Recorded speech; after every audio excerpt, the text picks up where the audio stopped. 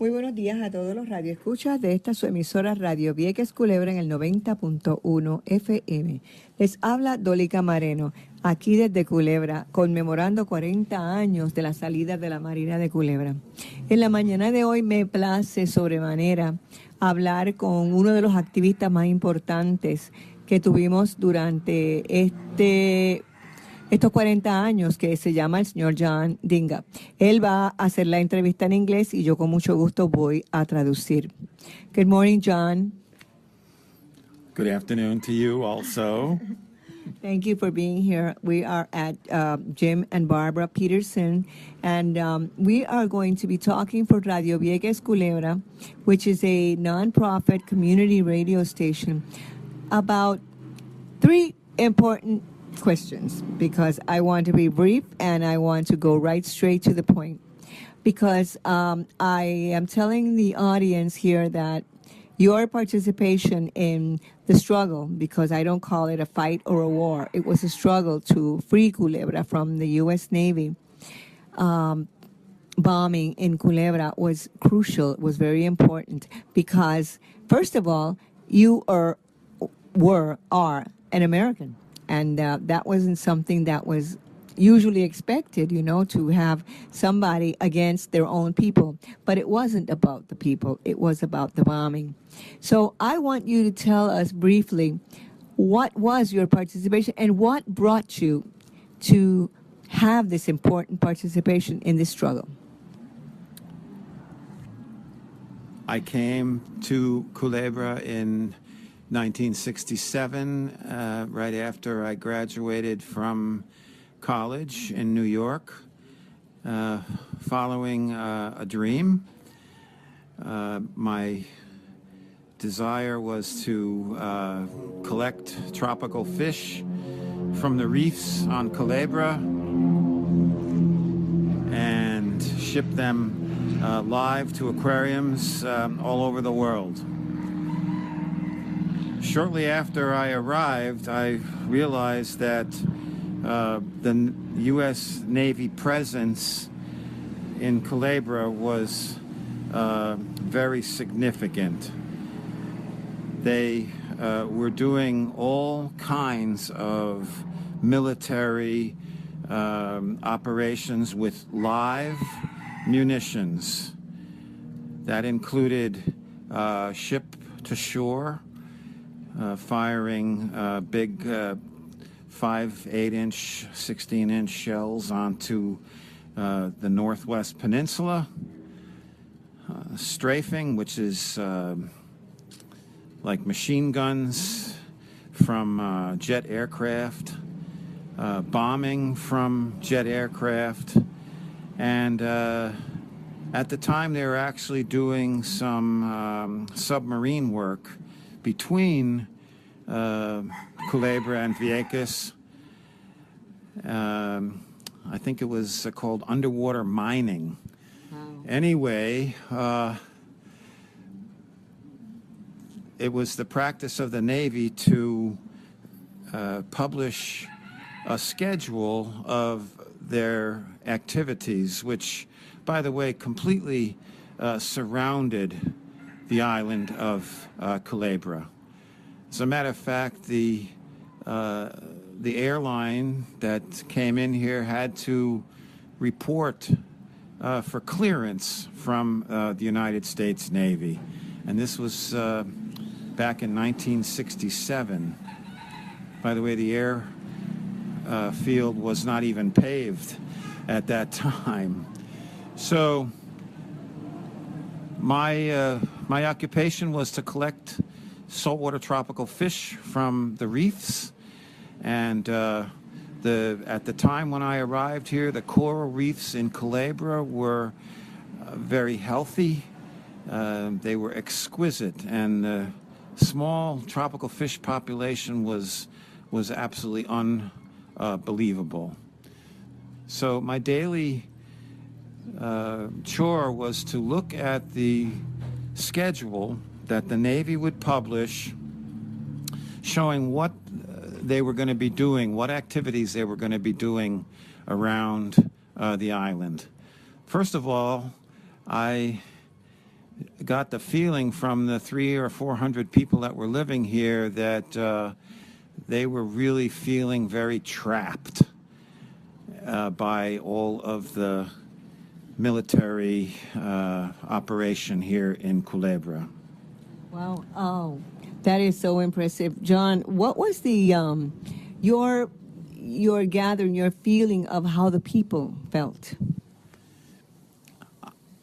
I actually felt that the people were feeling helpless. The United States Navy was the biggest, probably still is, in the world. And I thought that back then the people didn't know that they had any kind of recourse to this situation where they were getting bombed and strafed and shipped to shore artillery almost on a daily basis. John, there was a time when finally you and many other activists decide to go into the beach and try and stop this. The tipping point for me was having an errant shell land on the north coast of Luis Peña. I deliberately checked the schedule to see that there was no activity that day with the ships. And while I was underwater with my wife, a shell came very close to where we were, and we got rocked underwater by the force of the exploding shell. And there was a big explosion above water as well. And at that point, I realized that the United States Navy really had no regard for my safety, and that was the real tipping point for me. Yes. And after that, you know, there were camping, and there were the most important, I think, one of the most important events was the building of the chapel. There was a great man here in Culebra when I arrived, and I believe he was one of the first gringos, Americans, to arrive in Culebra. He had some history in Vieques as well.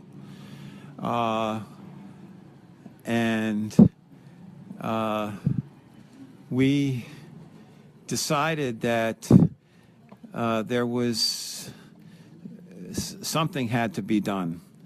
So Jack Vincent remembers that there was a chapel out in the Flamingo Beach area, which is where one of the original towns was located. And he always felt that he was led to rebuild that chapel. And as it turns out, we did rebuild it in the firing zone. And as a result of our activities, our ecumenical activities, those activities interfered with the United States Navy ship to shore. Those are projectiles that are fired from the big guns from battleships on live. A lot of people think that it was dummy ammunition. It was not. It was live. And certain times you'd fly over the Northwest Peninsula and you'd actually see big pock marks in the Northwest Peninsula where some of these shells were exploding. Yes, I appreciate that you bring up the importance of Jack Vincent, because I am very aware that Jack had a very prominent and very important role in all of this process, and maybe he hasn't been recognized enough in Culebra. Now, John, I want to ask you, what do you think has happened 40 years after the Navy's gone? How do you find Culebra? President Ford, who was vice president to Richard Nixon, signed the executive order forbidding the Navy to use Culebra as a target in 1975. That was precisely 40 long years. That's what we're celebrating tomorrow. 40 long years ago. And I believe that after the Navy left Culebra, that there was input from the Puerto Rican government, knowing full well that Culebra was a real jewel that could be developed as not only an insular tourism destination, but also tourists from United States for sure, and even from Europe, even around the world. Culebra is a very special place. The underwater environment is filled with living coral, and the snorkeling and diving activities out here are outstanding. Looking back on that time 40 years ago, the people were quite friendly to each other. They were very helpful to each other.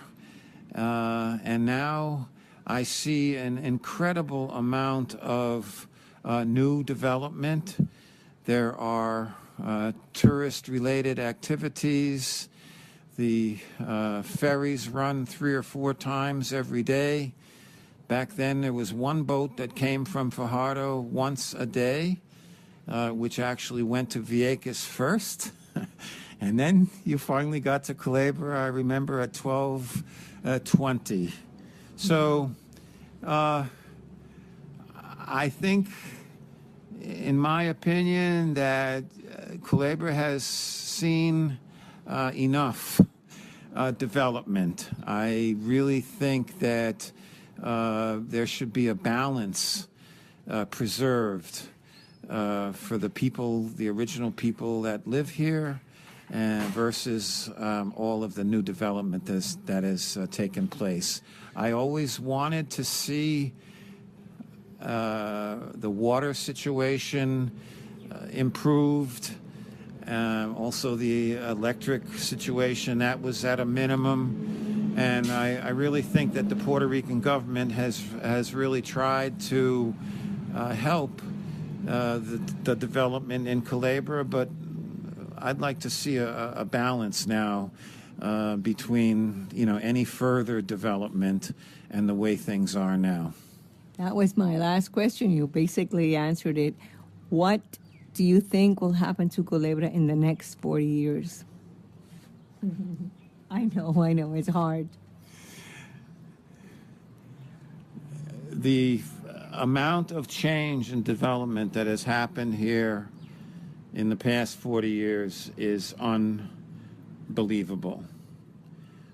You also have to remember that Culebra was being surrounded by military bombardment, and they were preventing any development. So Culebra was really a very rustic place. There was very little in the way of development. Water was on 2 or 3 hours a day. We had a diesel generator for electricity. Now all that has definitely improved. But I really hope that the local government and the local people will take a second look at limiting the amount of new development. There's only a certain amount of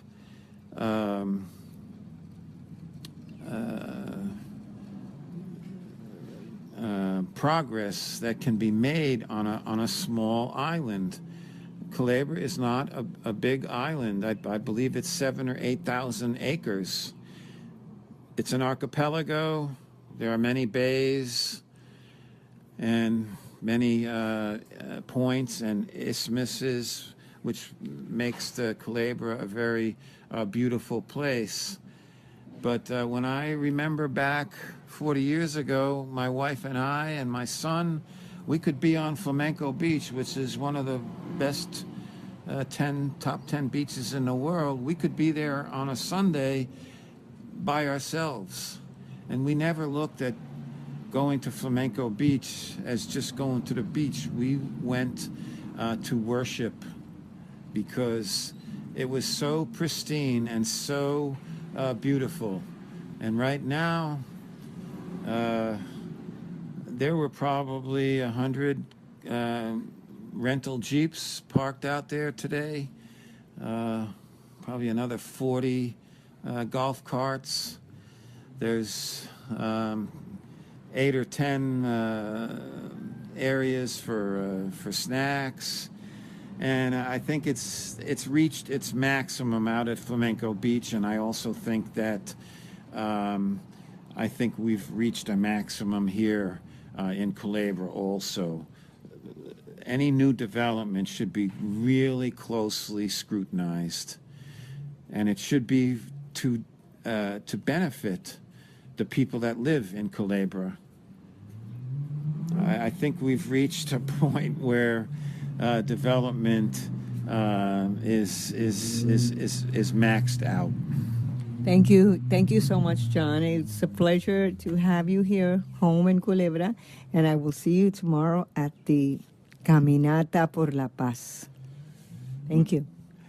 When I came to Culebra, I got so many hugs, and people like Dolly said to me, "Welcome home."